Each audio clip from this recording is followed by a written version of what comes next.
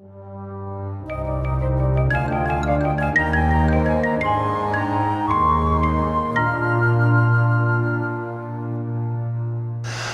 government consists of the Levitical priesthood and the Aaronic priesthood. The priesthoods. We have the Aaronic priesthood. Aaron and his sons shall order it from evening to morning. We have the Levitical priesthood. This comes from the rest of the family of Levi. So there was a guy named Levi who had 3 sons, Gershon, Kohath, and Merari. Kohath had Amram, and then he had Aaron. Aaron and all of his descendants are the Aaronic priesthood. The rest of the family of Levi is the Levitical priesthood. So you can quickly tell which priesthood is larger by numbers. The Levitical priesthood. There's a lot more of them. This is the lower courts spread throughout the land. The Aaronic priesthood is the federal courts, at the temple. This is a dual judicial system. The Aaronic priesthood is the higher court, that's the federal court, and the Levitical priesthood is the lower court system. And that's exactly how God set it up, and that's exactly how we do it today. The high priest comes from the Aaronic priesthood. Josephus said it was a succession from Aaron. It doesn't specifically say that, but we know from history that Aaron's descendants, someone from his descendants will be high priest.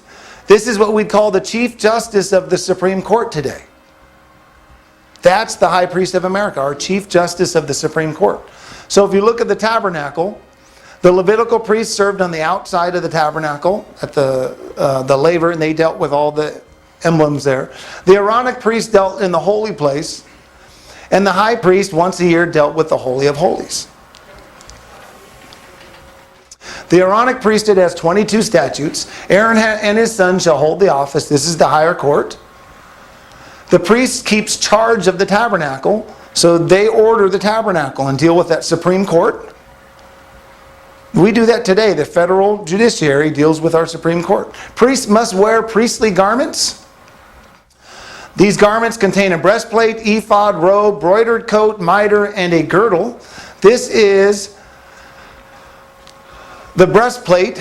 It contains 12 stones for 12 tribes. On the shoulders are an ephod with 2 onyx stones. The high priest wore a linen robe, an embroidered coat, a mitre on his head, and a girdle, which was basically a belt. The rest of the Levites wore about half of that uniform. They wore the linen robe, the mitre, and the girdle, the belt. Okay? That's how you would distinguish them. The ephod shall be made of gold with blue, purple, and scarlet fine twined linen. The girdle or the belt shall be made of gold with blue, purple, and scarlet fine twined linen. And the names of the 12 tribes shall be on the 2 onyx stones in his shoulder, set in gold on the ephod. Now, I would recommend talking to Chauncey more about the details of this, but he can tell you how this whole stone system is probably a communication device. When the high priest would go into the Holy of Holies, and somehow those stones would help him communicate with God. I don't know all the details about it, but he did a study on it not too long ago. You can probably... I don't have time to really even try to explain it. I'm not going to let Chauncey take the time to explain it either, or we're going to be here forever. New priests are to be anointed, consecrated, and sanctified for 7 days. This is what it looked like. The priest's consecration, there was a washing, so they'd clean themselves. Then they'd receive their garments, and their garments would be anointed. Then they were anointed. And then finally they did their offerings.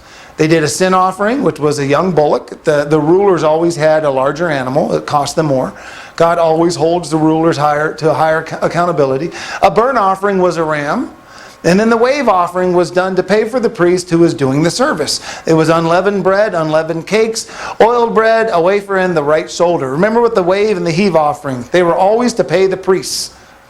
Okay, we do this today. We just don't use real property. They must wash before service. If you really think about what they're doing, they're dealing with your meat and your food, and they're dealing with the sick. Don't you want them to wash their hands? We do this today in our hospitals. Go ask the doctor if they wash their hands before they saw you. It's a law. They have to go wash their hands. Go to your butchers. They have to wash. In any restaurant, it's going to say, wash your hands before you leave. That's exactly what the laver was for. We turn it into a religious ceremony, but I don't think it was. They're not to drink alcohol before service. How many of you guys would like a drunk judge? I don't think it's a good idea. How about a drunk doctor? No, they're not allowed to drink alcohol. There's a good reason for that. Priests may not defile themselves by visiting the dead unless they are family. When you visit the dead, obviously they've died for some reason. It was probably some sort of an illness, a sickness. Now you might have it. If you visit the dead, you can't serve in the temple. So the priests, the Aaronic priests, because they're at a higher level, they're only allowed to visit the dead of family members. If a friend passes away, to keep them from avoiding service, they're not supposed to deal with that dead friend. They may not shave their heads, the corners of their beards, or cut their flesh. Is God created us in His image. And He expects the priests as well as us, because when we get to some of the other statutes, to maintain that image. Some people like to point out, well, the Egyptians had this hairstyle and they had that hairstyle. And I really don't think that's what it is. God wants us to maintain His image. He put hair on our heads and a beard. And He doesn't want us to shape it and go crazy with it. Cutting our flesh and shaping. If you look at some of the tribes that we've had, you can Google them online and just see people piercing and cutting and going nuts with themselves. America used to never do it. Now it's very common. Very common. And that's one of the statutes, it's hard for people to accept, but that's just the reality. I think God wants us to maintain His image. May not marry a prostitute. This should be obvious. May not marry a widow or a divorced woman. And must marry a virgin from the house of Israel. I think this has to do with distractions. I come from a divorced home, and there's nothing but family drama. When you marry into a divorced family, nothing but family drama. I think that's just going to really affect judgment. It's going to affect your service. Same thing with, I couldn't imagine being married to a prostitute, but I would imagine there's going to be a lot of drama associated with that. So God expects a judge or people who serve in the tabernacle to have a pure marriage, have a very solid marriage. The New Testament does the same thing. Look what Paul said to Timothy. A bishop then must be blameless, the husband of one wife, vigilant, sober, of good behavior, given to hospitality, apt to teach, not given to wine.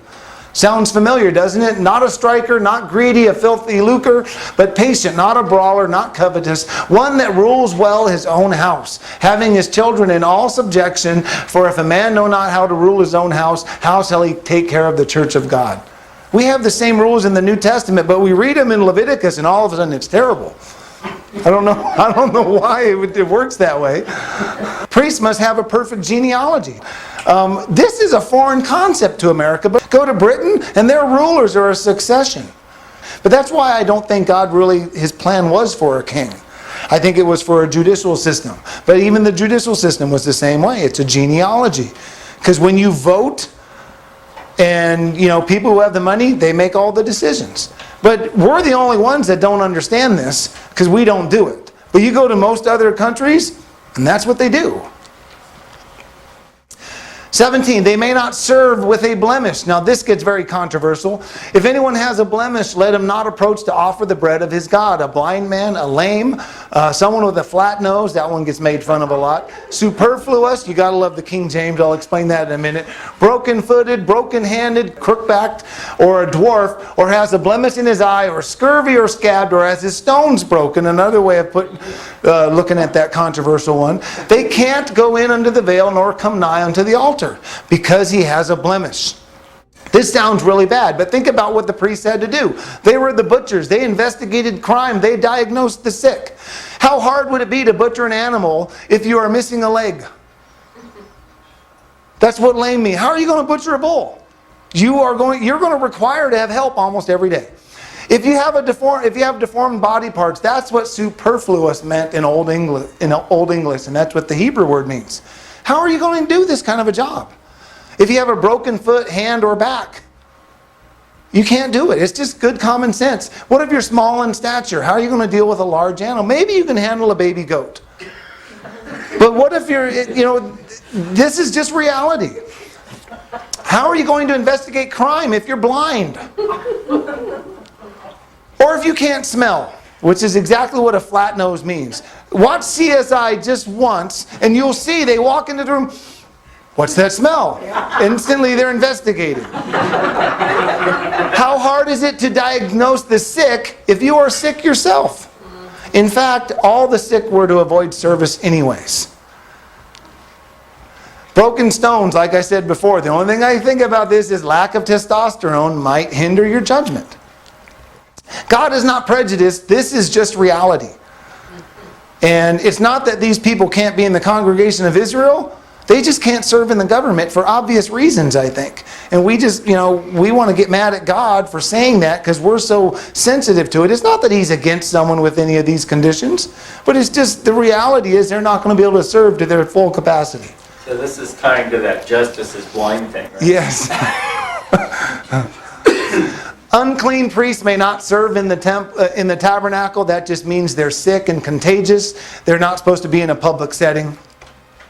Unclean priests must wash and wait until evening to return to service. They're supposed to make sure that they're over whatever they have. Or let's say they touch the dead body, they're making sure they didn't catch something.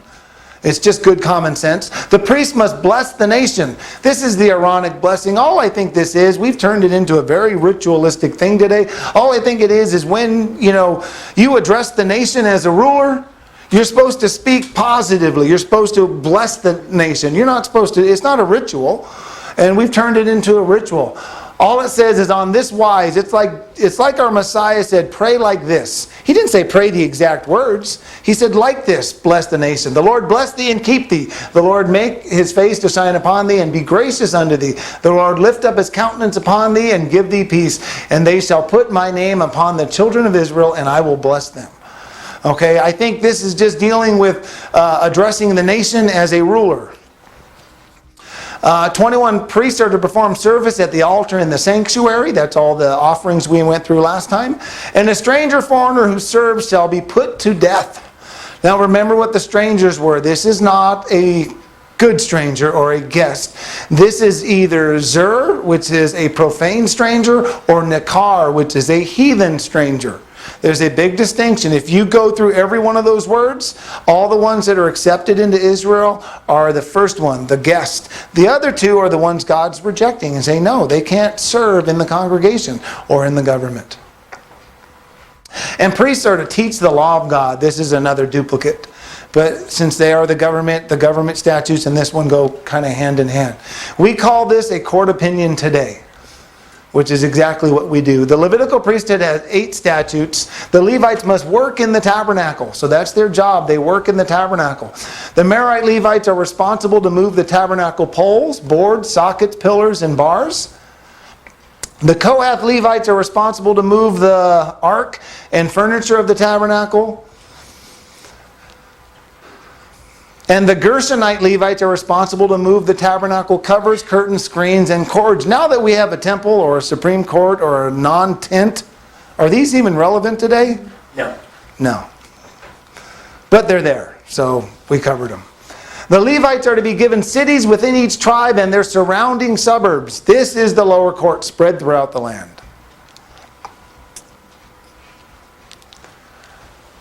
Levites shall judge between the people. So the lower courts are going to judge as well. The Levites are to possess the written law of God. Moses gave it to them. It was in their charge. The Levites are to start service at the age of 20. I would say that might be what you'd call the age of accountability is. At least when you're an adult now. Or we put it at 18 or 21. We can't really make up our mind in America. But it's one of those two. I think the scripture you could argue it was 20. The high priest has 16 statutes. They're to keep charge of the tabernacle or the Holy of Holies. They offer gifts and sacrifices just like the other priests. They cleansed the tabernacle. This was on the Day of Atonement. They're to cleanse the tabernacle, and I can't wait to get to that one because the Day of Atonement's awesome, but it's not in this presentation. They must not enter the Holy of Holies indiscriminately. That basically means there's only one day of the year they could do this, and that's the Day of Atonement. He shall not uncover his head, and he shall not tear his clothes. This is a letter of the law thing. It says, he that is the high priest among his brethren shall not uncover his head nor rend his clothes, tear his clothes. The high priest cannot uncover his head or tear his clothes. This is done during times of grief or mourning. Reuben tore his clothes in grief when he couldn't find Joseph. David tore his clothes when his son died in grief. The spirit of these laws, the high priest is not to mourn when his daughter or a child is in sin. The daughter of the priest, if she profane herself, he's not to mourn. We don't tear our clothes today, so we don't expect, our rulers to go up and tear their clothes in mourning, but they should not be sorry for their own family who has sinned and needs a punishment. When you're at that high of a position in a nation, you've got to stand firm.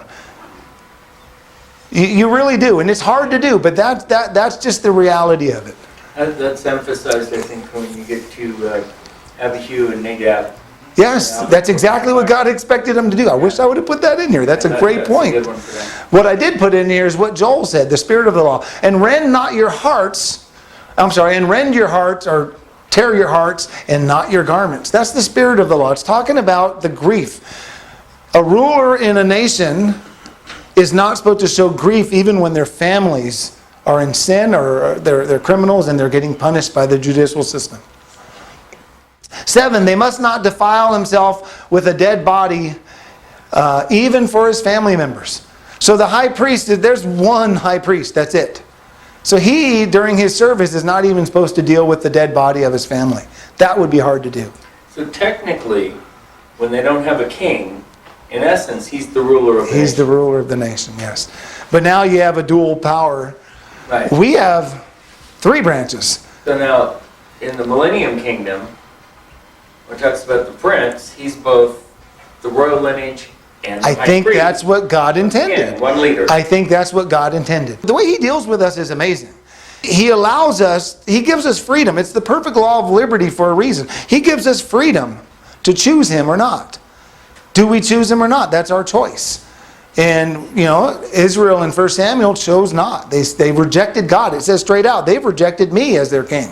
And that's what we did. We chose that. When America picked a president, we rejected God ruling this nation through a judicial system. That's just the bottom of the line. That's what we did. And it gets controversial, but that's why I compare the time of the judges with the time of the kings. The time of the judges was an evil time, but that's when God was a theocracy ruling the nation. When we threw him out, now we got a king and we have all sorts of other problems. It's true under a theocracy, and you can look at America during the colonial time. There was a lot of sin going on. But it's nothing like when we have a king. It's not even close. But that's what God intended because it's the perfect law of liberty. There's freedom there. 8, he must marry a virgin for the same reasons as the other priesthood. I know these are repetitive. He can't marry a widow or a divorced woman or a pagan woman or a prostitute for all the same reasons, I think. Must marry from his own nation. So that's that genealogy thing that I think Americans have a hard time understanding, but you go to just about any other nation, it just makes sense to them. Must preserve his genealogy. Consecrates the priests. So he's the person that consecrates all the priests. And he's also the person that anoints kings. Do you know that we do that today? Who administers the president's oath of office? Chief Justice. The Chief Justice of the Supreme Court. Our high priest does that. We still do this exact same thing.